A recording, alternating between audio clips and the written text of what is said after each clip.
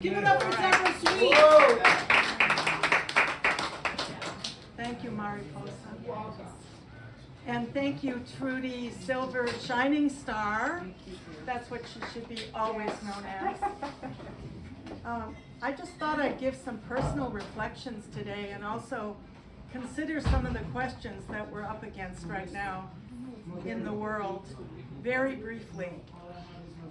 I was fortunate to have received on Wednesday, when we were protesting Guantanamo, a copy of Peace and Planet News from some folks that come out of Veterans for Peace. And they printed in whole the speech that Martin Luther King gave up in Riverside in 1967. And I have to admit, I was 15 at that time. I don't think I paid too much attention to it when it happened, but parenthetically, one of the forces that made me was that I grew up in Madison, Wisconsin. And Madison was a big part of the student movement in the 60s. And a lot of that was because Freedom Riders came back and settled in Madison and were raising hell.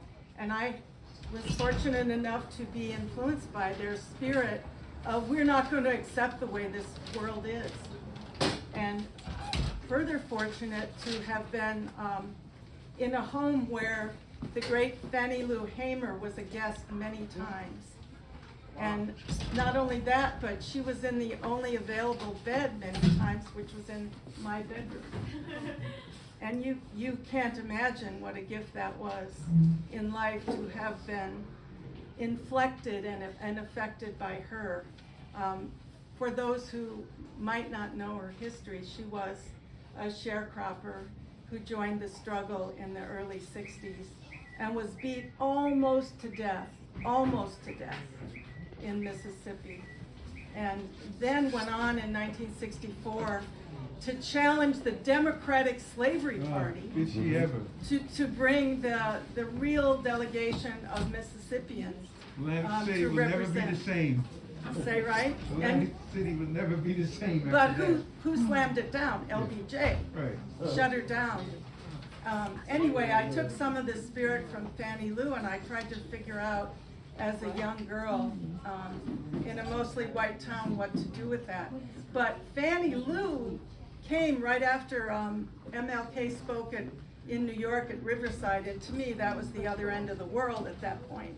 But she said, oh, Martin is in big trouble for this speech, and she showed us the speech. Now I have to say that I became a student radical, went off to college. I was much more affected and interested in what Malcolm X had said, or what the Black Panthers were saying, or what some other people, I thought, well, they're more overtly revolutionary. And I did not pay that much attention to King for many years.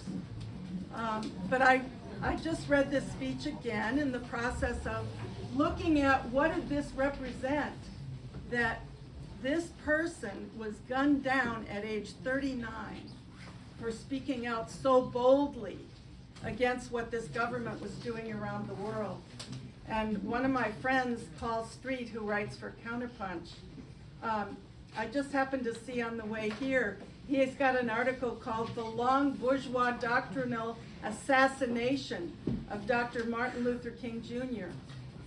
The official commemorations never say anything about the king who studied Marx sympathetically at a young age, and who said in his last years that if we are to achieve real equality, the United States will have to adopt a modified form of socialism. Oh.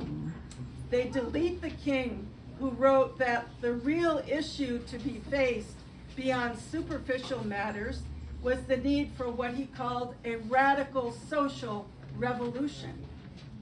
They typically leave out or downplay the king, who was far from satisfied and grateful in response to the celebrated national civil rights and voting rights legislation of 64 and 65. He was not a supplicant. I feel very strongly that he was somebody that connected with masses of people. And I do have some differences with him. But listen to this thing, and I think Brian Terrell might have quoted earlier today from the same speech. We have been repeatedly faced with the cruel irony, he's talking about Vietnam, of watching Negro and white boys on TV screens as they kill and die together for a nation that has been unable to seat them together in the same schools. And so we watch them in brutal solidarity, burning the huts of a poor village, but we realize that they could hardly live on the same block of Chicago. Yeah. Is that right? This man had a feeling for the horrible irony and hypocrisy that this system represents. And I really, really unite with that. I would say if there's a difference that I would have with his approach, and again, he was brought down at age 39. Who knows how he would have developed and what he would have led and what this life would have come to. But he had, I think, a lot of faith in America and America's promise. I do not have that faith. I do not have that faith. This system built on genocide, slavery, and domination of the world is the biggest danger, I still say, and many people around the globe feel this. It's the biggest danger to humanity.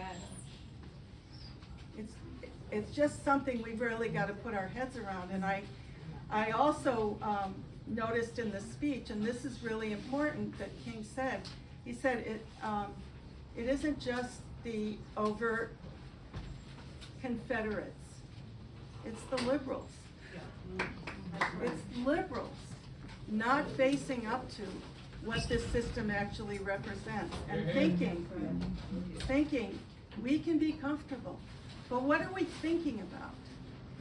This is a real challenge, I think, for us, because here we are in liberal blue New York City, in America, assuming, I think, somewhat rightly, that most people do not want to go dominate the world. They don't want to kill the kids in Gaza.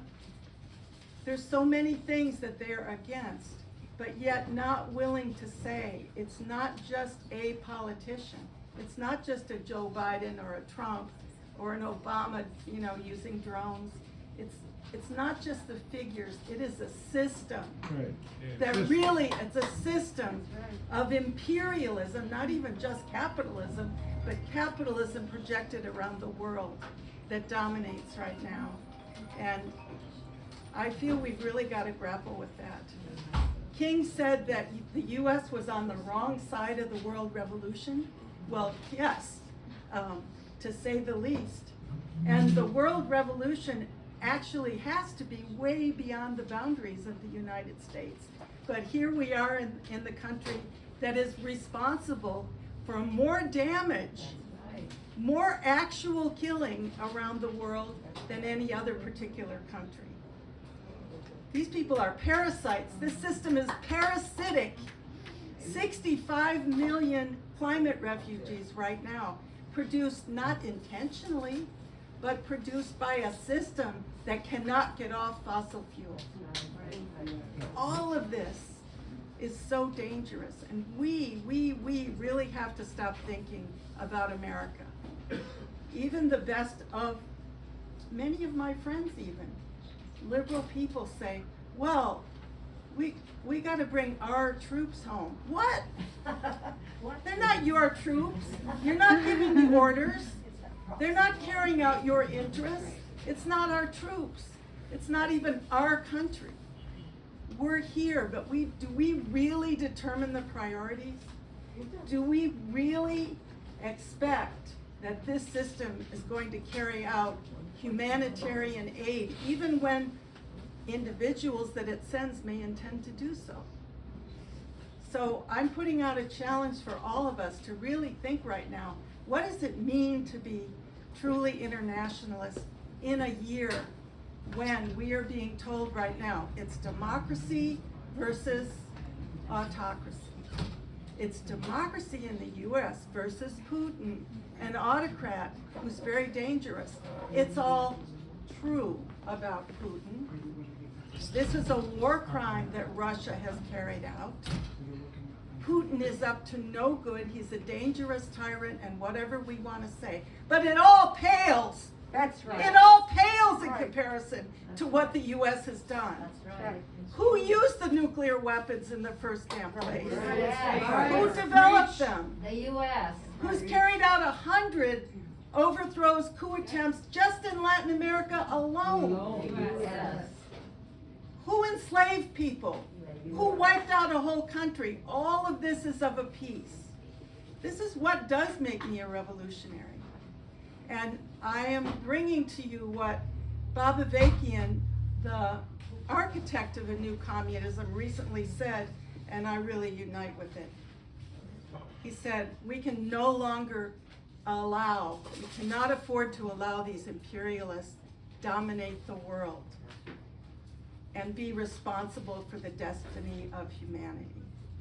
They really have to be overthrown. That's what I'm working on. I am working on helping to bring forth a revolutionary people that says this system cannot continue. Can you tell them about We Are Not Your Soldiers, the importance of that you and Stephanie have been doing so long? Yeah, World Can't Wait, still here after, 18 years. We have a really interesting project of bringing the veterans of various U.S. wars from Afghanistan and Iraq back to Vietnam into high school and college classrooms. And it's very interesting for the vets, I think maybe more than even for the students. They feel it's so healing and important to meet with young people and to be able to really explain why you shouldn't sign up. In New York City, we've got people going into classrooms that are being very, very heavily recruited by the U.S. military right now, especially young students of color or students who have other languages besides English, because the U.S. is thinking, war with China, Africa.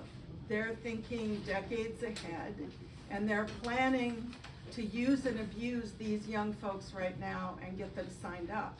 So our veterans, and we have veterans of all nationalities and two genders and non-gendered, Beautiful program. gender binary vets that are going into classes and talking to people. Right. So Trudy's a big supporter. We really appreciate I was that. part of it one day, but maybe Yeah. I'll be called back. Yeah. I raised a little too much hell when somebody wasn't whatever, but it's a great program. It's great. We were born to raise She's hell. a And hell raiser.